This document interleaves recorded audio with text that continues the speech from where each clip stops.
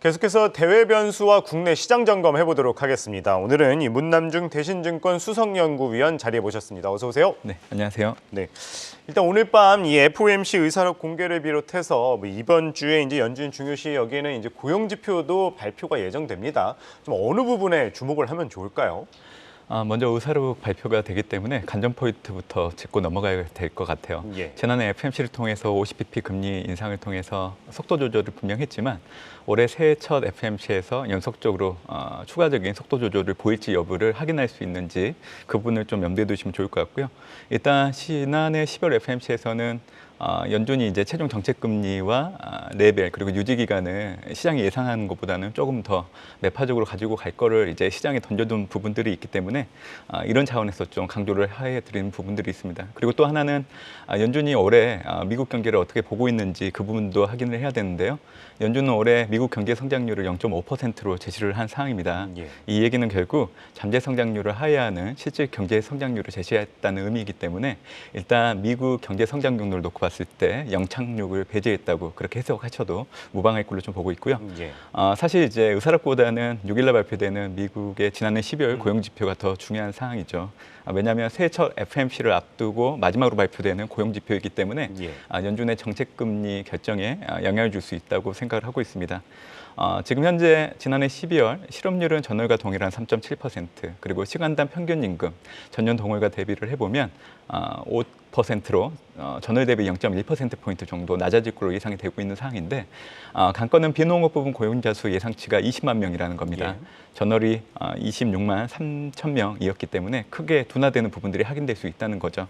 결국 인플레이션을 잡기 위해서 연준이 고용시장의 가열이 해소가 필요하다는 부분들을 상당히 언급하고 있는 상황이기 때문에 어떻게 보면 12월 그 고용지표 결과가 연준의 눈높이를 맞춰줄 수 있는지 여부를 확인할 필요가 있다고 보고 있고, 만약에 부합을 할 경우에는 1월 말 2월 초 예정된 FMC에서 베이비 스텝을 단행하는데 확률을 높이는 역할을 하지 않을까 생각하고 있습니다. 네, 아까 말씀하셨듯이 이제 이 FOMC 의사록에서 과연 속도 조절을 어떻게 진행을 할지 좀 지켜볼 필요가 있다 말씀하셨는데, 이달 말부터 이제 첫 FOMC가 열리잖아요. 그렇다면 여기서는 어떻게 방향을 할까요? 베이비 스텝을 단행을 할까요? 또 일각에서는 연준 의원들이 일부 교체가 되면서 비둘기파적인 요소가 좀 나올 수 있다, 이런 이야기도 나오는데 어떻게 바라보십니까?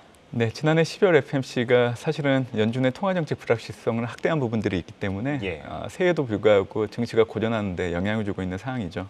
결국 연준이 올해 이제 최종 정책금리 중위값을 5.1%로 제시를 하고 밴드를 4.9에서 5.6%로 제시를 한 상황입니다. 제가 이 얘기를 해드린 이유는 지난해 연준의 최종 정책금리가 4.5%였는데 중위값 4.4%를 넘기고 상단인 4.6%를 하회하는 수준에 끝났기 때문에 올해 상단 5.6%를 염두에 둔다고 하면 지금 현재 시장이 예상하고 있는 연준의 기준금리 인상 중단 시점이 3월이 아니라 5월에서 6월로 늦춰질 여지도 있다고 생각을 합니다. 그래서 두 가지 정도로 예상을 하고 있는데, 첫 번째는 1월 말 2월 초에서 25bp 금리 인상을 하게 된다고 하면 6월 달 최종 정책금리 5.5%로 금리 인상을 중단할 걸로 예상을 하고 있고요. 두 번째는 1월 말 2월 초 FMC에서 50bp 금리 인상을 하게 된다고 하면 5월 달 최종 정책금리 5.5%로 금리 인상이 중단되지 않을까 생각을 합니다. 파월 연준 의장이 그동안 연준은 긴축적인 통화정책을 했음에도 불구하고 그 결과가 그 수준에 부합하지 않는 얘기를 계속 하고 있는 상황입니다. 결국 물가 상승의 불확실성을 경계해야 됨을 좀 필요가 하고 있는 상황이기 때문에 아무래도 이제 12월 FMC에서 제시한 올해와 내년도 중위값을 놓고 온다고 하면 각각 5.1과 4.1인데 지금 현재 시장에서는 연준의 피벗을 좀 기대하는 것 같지만 예상과 달리 피벗은 2024년도 돼야 단행되지 않을까 생각을 좀 해보고 있고요. 그리고 또 하나 주목할 거는 올해 연준 위원 12명 투표권을 가지고 있는 위원들 중에 4명이 교체가 됩니다. 어떻게 보면 이제 매파 3인이 퇴장을 하고 이제 중도 성향을 갖고 있는 3인이 부각되는 상황이기 때문에 시장에서는 좀 매파적인 성격들이 좀 줄어들지 않을까 하는 예상을 좀 하고 있는 부분들도 분명 있는 것 같아요. 이 얘기가 틀린 얘기는 아닙니다. 다만 최근에 FMC의 전반적인 분위기를 보면 이 만장일치를 하는 부분들이 나타나고 있다는 겁니다. 지난해 12월 FMC에서도 19명 중 17명이 이제 5% 이상 금리 인상을 해야 된다는 찬성을 했던 부분들이 있고 지금 현재 FMC가 이 의견이 잘 일치되어 있는 상황이기 때문에 누가 투표권을 가지는지 이 변경된 부분들을 놓고 본다고 하더라도 사실은 최종 금리를 좀 낮추거나 피벗을 한다는 그 예. 기준치 자체가 사실 낮아지긴 어렵다고 저는 생각을 하고 있습니다. 예.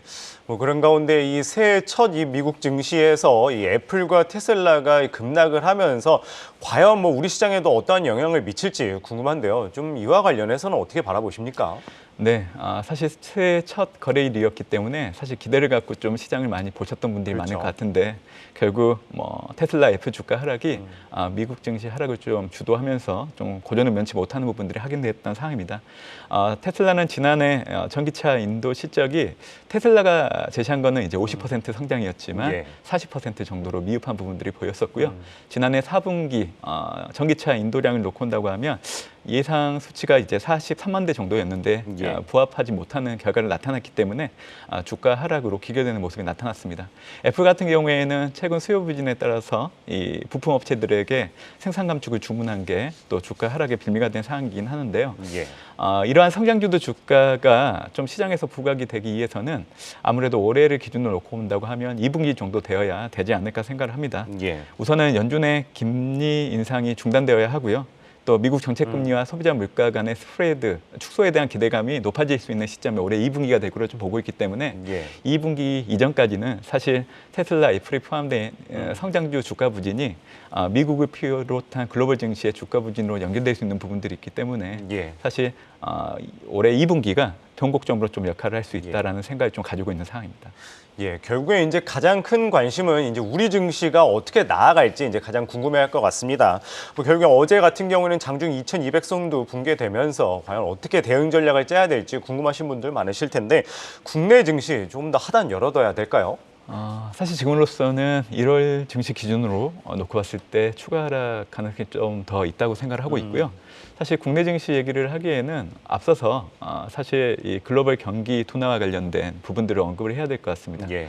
올해 글로벌 증시의 위험 요인들을 놓고 본다고 하면 많은 요인들이 있지만 그 공통 분모에는 경기 침체의 현실화되는 부분들이 중요할 걸로 좀 보고 있고 그 중심에는 미국의 경기 침체 진입을 한다고 하면 그 강도와 기간이 좀 관건이 될 걸로 좀 보고 있습니다. 사실 연준은 올해 잠재 성장률을 하회하는 성장률을 제시를 했기 때문에 예. 미국 경제 성장 경로 세 가지를 놓고 봤을 때 연착륙, 또 완만한 경기 둔화, 경착륙 중에서 사실 연착륙을 배제를 하고 있는 상황이라 봐주시면 될 것 같고요. 지금 연준은 지난해 9월부터 중립금리를 상회하는 정책금리 인상을 단행하고 있는데 예. 이 기간이 길어진다고 하면 사실 경착륙 확률이 높아질 수밖에 없는 상황입니다. 근데 다행인 거는 지난해 12월 미시간대 기대 인플레이션율과 소비자 심리 지표를 놓고 온다고 하면 사실 소비자들이 고물가 우려를 좀 낮추고 있다는 게 확인됐기 때문에 예. 앞으로 연준의 고강도 통화 긴축이 불가피하다는 견해를 낮추는 데 영향을 줄 수 있다고 봅니다. 그래서 결국 올해 미국의 경기 침체 진입 여부를 결정하는 중요한 변수는 기대 인플레이션의 안정 여부가 될 걸로 좀 보고 있는데 만약에 현재처럼 잠재 성장률을 하회하는 성장을 유도하면서 예. 기대 인플레이션 안정을 도모한다고 하면 미국은 완만한 경기 둔화 정도로 경로가 이제 정해질 걸로 좀 보고 있기 때문에 예. 결국 시장이 우려하는 것보다는 증시 경제를 바라보는 눈높이가 좀 좋아질 수 있다고 생각을 합니다. 결국 연간을 놓고 봤을 때 미국 예. 국내 증시 놓고 봤을 때 1분기가 저점이라 생각을 하고 있고요. S&P 500은 밴드로 놓고 봤을 때 3,200에서 4,200, 예. 코스피 지수는 2,050에서 2,640 정도를 보고 있습니다. 그래서 올해 1분기 특히 1월 달에 하단을 좀 예측한다고 하면 국내 증시 같은 경우에는 2,050 정도까지 열어두시는 게 좋을 것 같고요.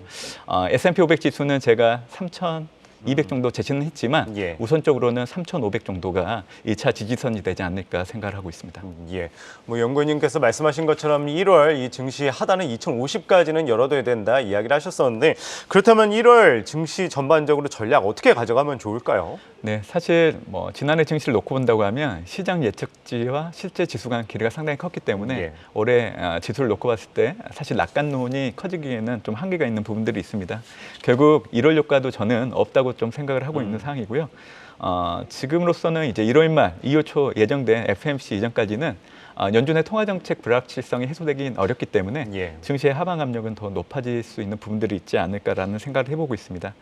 올해 1분기가 증시가 저점을 지나가는 국면이라 얘기를 좀 해드렸는데요. 예. 올해 상반기 내에 주요국 중앙은행들이 금리 인상 중단과 같은 정책 전환을 좀 선회하려고 하는 부분들이 있다는 거. 예. 그리고 이제 경기 둔화 여파로 점진적으로 이제 시장 금리와 물가가 떨어질 걸로 좀 보고 있는 부분들을 놓고 본다고 하면 증시 불확실성을 낮추는 데 영향을 줄 수 있다 봅니다. 그리고 2분기가 되면 미국 전체 금리와 소비자 물가 간 스프레드 역시 축소될 여지가 있다고 놓고 봤을 때 성장주가 좀 부각될 수 있는 시점이 될 수도 있다고 생각합니다. 결국 지금으로서는 2분기 이후부터 유망한 투자 대상인 예. 신흥국, IT, 경기 소비재, 그리고 미국 우선주의 정책 확장 수혜인 전기차 배터리, 예. 바이오 반도체를 좀 모아가는 전략, 어떻게 보면 이제 포트폴리오를 스위칭하는 전략이 유효할 걸로 좀 보고 있기 때문에 예.